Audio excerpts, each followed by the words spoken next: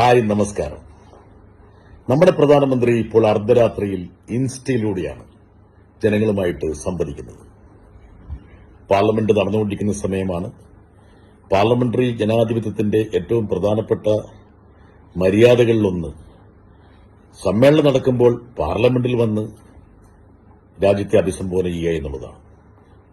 അല്ല, അദ്ദേഹത്തിന് ഏറ്റവും ഇഷ്ടപ്പെട്ട പ്ലാറ്റ്ഫോം ഇൻസ്റ്റയാണ്. അതുകൊണ്ടാണ് ഞാൻ രാജ്യസഭയിൽ സംസാരിക്കുമ്പോൾ പറഞ്ഞത് പ്രധാനമന്ത്രിയുടെ പുതിയ പാർലമെന്റ് എന്ന് പറയുന്ന ഇൻസ്റ്റഗ്രാം. അതും ഏറ്റവും അദ്ദേഹത്തിന് യോജിച്ച സമയം എന്ന് പറയുന്നത് അർദ്ധരാത്രി 12 മണിക്കാണ്. അദ്ദേഹവുമായി അർത്ഥവത്തായിട്ടൊരു സംവാദം സാധ്യമാകണമെങ്കിൽ അർദ്ധരാത്രി തന്നെ വേണമെന്നുള്ളതുകൊണ്ടാണ് പ്രതിപക്ഷ കക്ഷികൾ തീരുമാനിച്ചത്, ശരി, ഇൻസ്റ്റയിൽ അർദ്ധരാത്രി വരിക, അല്ലെങ്കിൽ സാമൂഹ്യ മാധ്യമങ്ങളിൽ പ്രധാനമന്ത്രിയുടെ ഏറ്റവും യോജിച്ച സമയത്ത് തന്നെ വന്നുകൊണ്ട് കാര്യങ്ങൾ പറയുക. കഴിഞ്ഞ കുറേ ദിവസങ്ങളായി പാർലമെന്റ് സ്തംഭിച്ചിരിക്കുകയാണ്.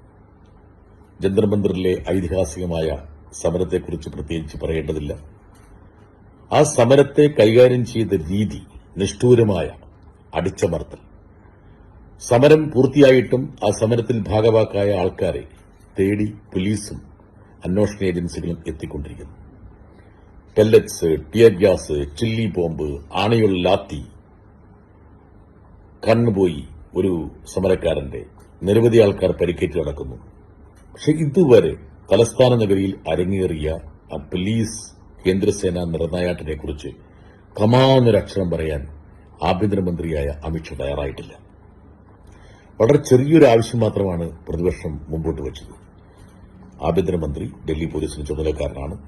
അദ്ദേഹം പാർലമെന്റിൽ വന്ന് ഒരു വിശദീകരണം നടത്തണം, എന്താണ് സംഭവിച്ചതെന്നുള്ളത്. അത് പറയാൻ അദ്ദേഹത്തിന് പറ്റിയിട്ടില്ല. ഇപ്പോൾ പ്രധാനമന്ത്രിയും വരാറില്ല, ആഭ്യന്തരമന്ത്രിയും വരാറില്ല. പകരം ഇൻസ്റ്റഗ്രാമിനെ അഭയം തേടിക്കൊണ്ടാണ് ഇരുവരും രാജ്യത്തെ അഭിസംബോധന ചെയ്തത്.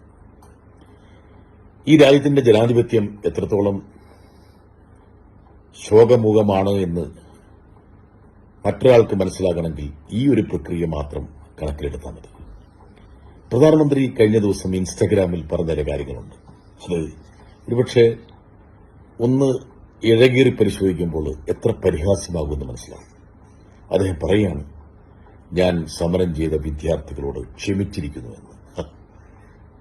മിസ്റ്റർ പ്രൈം മിനിസ്റ്റർ, താങ്കളുടെ ക്ഷമയല്ല വേണ്ടത്, താങ്കളുടെ ക്ഷമാപണമാണ് വേണ്ടത്. ഈ വിദ്യാർത്ഥികളെ ഒരു സമരത്തിലേക്ക് തള്ളിവിട്ടത് ആരാണ്? ഈ വിദ്യാർത്ഥികളുടെ സ്വപ്നങ്ങൾക്ക് മേൽ താണ്ഡവം നടത്തിയത് ആരാണ്? പരീക്ഷകൾ ഒന്നായി ചോർന്ന് അവരുടെ മനസ്സിൽ ദുഃഖത്തിന്റെയും അമർഷത്തിന്റെയും കനത്ത പാളികൾ സൃഷ്ടിച്ചത് ആരാണ്? ഈ സംവിധാനത്തിന്റെ തകർച്ച ദശലക്ഷക്കണക്കിന് കോടിക്കണക്കിന് ചെറുപ്പക്കാരുടെ മനസ്സിൽ സൃഷ്ടിച്ച ആ ആകുലതയ്ക്ക് താങ്കളല്ലേ അവരോട് മാപ്പ് പറയേണ്ടത്? അതിന് പകരം താങ്കൾ പറയാണ് അവരോട് ക്ഷമിച്ചിരിക്കുന്നുവെന്ന്. ഈ രാജ്യം ആവശ്യപ്പെടുന്നത് താങ്കളുടെ ക്ഷമാപണമാണ്, അല്ലാതെ താങ്കളുടെ ക്ഷമയല്ല. ഒന്നും കൂടി വളരെ രസകരമായി തോന്നി. അദ്ദേഹം ഇന്ത്യൻ സംസ്കാരത്തെക്കുറിച്ച് ഇൻസ്റ്റഗ്രാമിൽ പറഞ്ഞു. ഒരിക്കലും ഒരു പ്രധാനമന്ത്രി നടത്താൻ പാടില്ലാത്ത ചില പരാമർശങ്ങൾ അതിൽ വന്നിട്ടുണ്ട്. അദ്ദേഹം പറയാണ്, നമ്മുടെ സംസ്കാരത്തിന് ചേരാത്ത രീതിയിൽ പെൺകുട്ടികൾ മുദ്രാവാക്യം വിളിച്ചു. ആൺകുട്ടികൾ വിളിച്ചതിനെ കുറിച്ചുള്ള അദ്ദേഹത്തിന് പരാതി. പെൺകുട്ടികൾ മുദ്രാവാക്യം വിളിച്ചു.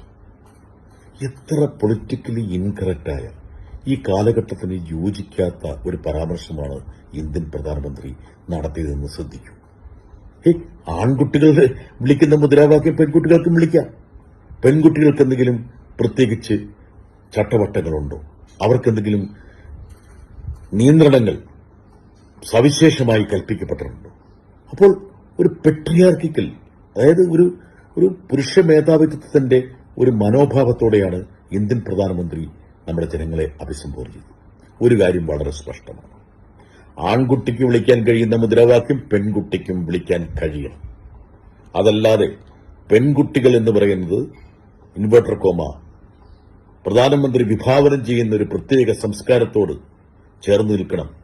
അവർക്ക് പരിമിതമായ അധികാരവും അവകാശവും മാത്രമേ ഉള്ളൂ. അദ്ദേഹം സൃഷ്ടിക്കുന്ന അല്ലെങ്കിൽ അദ്ദേഹം പറയാൻ ശ്രമിക്കുന്ന സഭ്യത എന്നുള്ള വാക്കിൽ അവർ ഒതുങ്ങി നിന്നുകൊള്ളണം. ഇതൊക്കെ എത്രയോ കാലഹരണപ്പെട്ട ആശയമാണെന്ന് ഇന്ത്യൻ പ്രധാനമന്ത്രിക്ക് ആരെങ്കിലും പറഞ്ഞു കൊടുക്കട്ടെ. അദ്ദേഹം ഈ ജൻസിയെയും ഈ പുതിയ തലമുറയെയും അഭിസംബോധന ചെയ്യുമ്പോൾ ഇതുപോലുള്ള ഒരു പരാമർശം നടത്തി എന്നുള്ളത് ആരെയും നടുക്കേണ്ട കാര്യമാണ്. Mister prime minister, this is not expected from you. Your statement is of a patriarchal nature. If the boys have the himmat, courage, if the boys have the right to raise a slogan, that slogan can be raised by a girl also. We shouldn't segregate. ആൺകുട്ടികളെയും പെൺകുട്ടികളെയും വേർതിരിക്കുന്ന ഒരു ഭരണകൂടം ഇന്ന് കാലഘട്ടവുമായി പൊരുത്തപ്പെടുന്നതല്ല എന്ന് താങ്കളെ ഓർമ്മിപ്പിക്കാൻ കൂടി ഈ അവസരത്തിൽ ഉപയോഗിക്കുകയാണ്. എന്തായാലും പ്രധാനമന്ത്രി ഇൻസ്റ്റിറ്റ്യൂട്ട് സംസാരിക്കുന്നത് പോലെ സാമൂഹ്യ മാധ്യമങ്ങളോട് അദ്ദേഹത്തിന്റെ ഏറ്റവും ഉചിതമായ സമയത്ത് ഞാനും സംസാരിക്കുന്നു. Thank you.